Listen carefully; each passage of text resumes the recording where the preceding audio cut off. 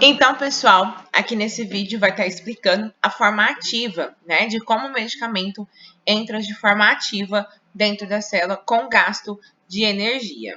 Vamos lá.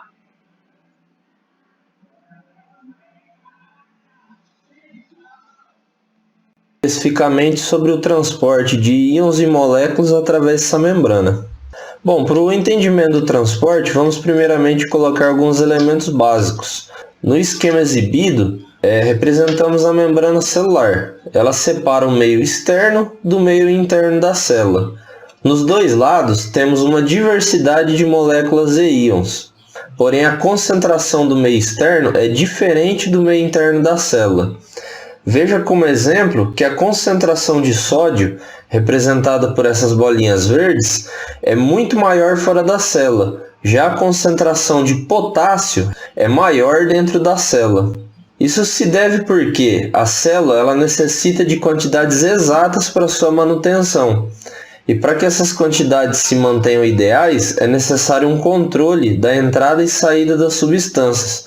Tanto a membrana ela faz essa função de manter as substâncias em quantidades ideais dentro da célula. Como que funciona essa barreira de controle aí da membrana? De forma básica, a membrana ela é uma dupla camada lipídica, uma dupla camada de gordura, né? Isso por si só já representa uma grande barreira contra a movimentação da maioria das moléculas entre os dois lados. Algumas pequenas moléculas elas conseguem atravessar por essa barreira, como veremos mais adiante. Porém, outras substâncias precisam de proteínas de transporte inseridas entre a membrana celular para que elas consigam se locomover. Observando as proteínas internamente, podemos citar dois tipos importantes dessas proteínas de transporte. Temos proteínas de canal, que contém um espaço aquoso de fora a fora, que permite o livre movimento das moléculas e os íons.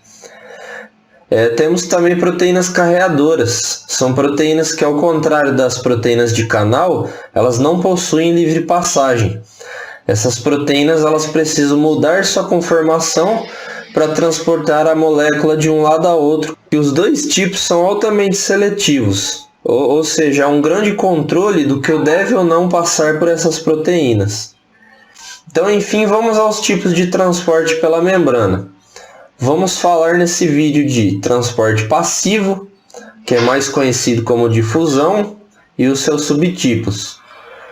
Falar de osmose, e no segundo vídeo falaremos sobre o transporte ativo e seus subtipos.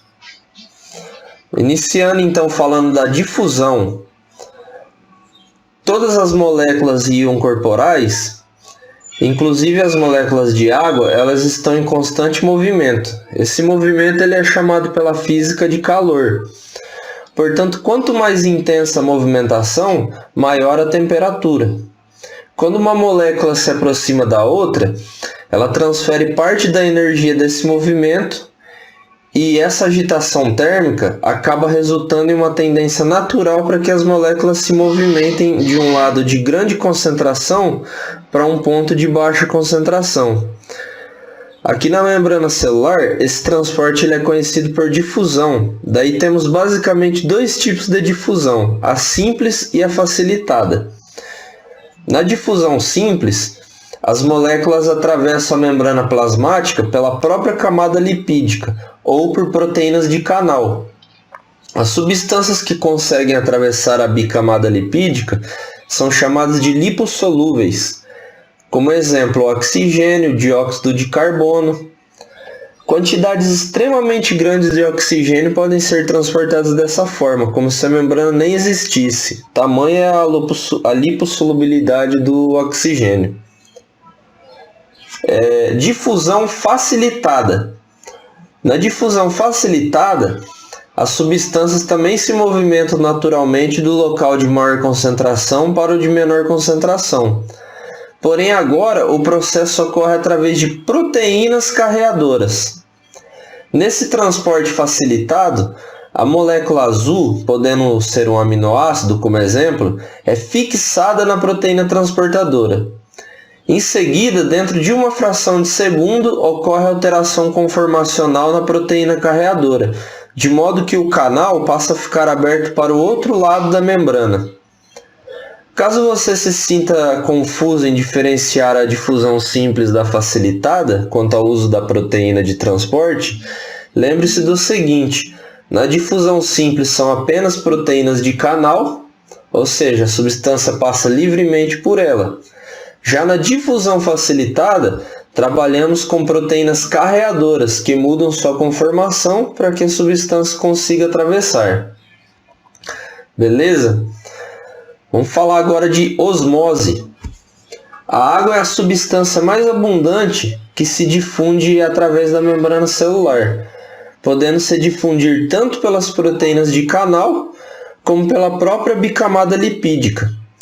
Quando temos um movimento efetivo da água em direção a um dos lados da membrana, chamamos de osmose.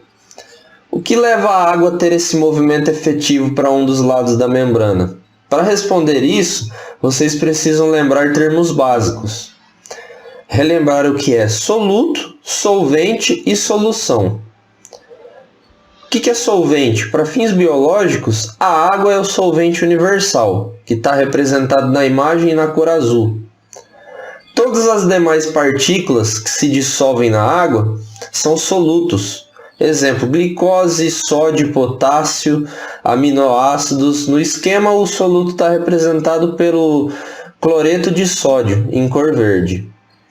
E por fim, a mistura do solvente com o soluto a gente chama de solução. Tendo isso em mente, vamos observar o esquema. Observe que nos dois lados temos uma solução de cloreto de sódio, o famoso sal de cozinha. Porém, no lado interno da célula, no citoplasma, temos uma maior quantidade de cloreto de sódio do que no lado externo. É essa diferença na concentração do soluto o gatilho para que a água se movimente. O princípio da osmose é esse, que as moléculas de água elas atravessam com grande facilidade para o lado onde contém a grande quantidade de soluto, no caso aqui representado pelo cloreto de sódio. Mais um exemplo para ficar clara a osmose. Quando colocamos sal de cozinha por cima da alface, se observarem, a tendência é que após alguns minutos a alface murcha. Por que isso? O que vemos é o processo de osmose ocorrendo. No esquema direito, observe microscopicamente que ao jogarmos o cloreto de sódio sobre a célula, a água sai da célula pela membrana, indo em direção ao cloreto de sódio que está fora da célula. Logo, se a célula perde água, ela murcha, ela desidrata, o que reflete no aspecto da alface. Para finalizar, vamos aproveitar esse gancho da osmose para explicar o que é meio isotônico, hipertônico e hipotônico. Pegando as células sanguíneas e colocando-a em 3 soluções de cloreto de sódio com concentrações diferentes, temos o seguinte. Em uma solução com 1,5% de cloreto de sódio, ocorre a osmose da água para fora da célula, fazendo com que a célula murche. Dizemos que este é um meio hipertônico, pois a quantidade de cloreto de sódio é maior fora da célula. Já em uma solução com cloreto de sódio 0,9%, a célula mantém sua forma, não ocorre movimentação efetiva de água, pois a quantidade de soluto é equilibrada entre ambos os lados. Chamamos esse meio de isotônico. Para facilitar, lembre que iso é igual. Em uma solução de cloreto de sódio 0,4%, ocorre o movimento da água para dentro da célula, pois a concentração de soluto é maior dentro da célula. Neste caso, a célula pode inchar, ocorrendo rompimento da célula, a lise celular. Em células vegetais, esse rompimento não ocorre. Elas são revestidas com parede celular e evita seu rompimento. É isso aí, pessoal. Obrigado por assistir e no próximo vídeo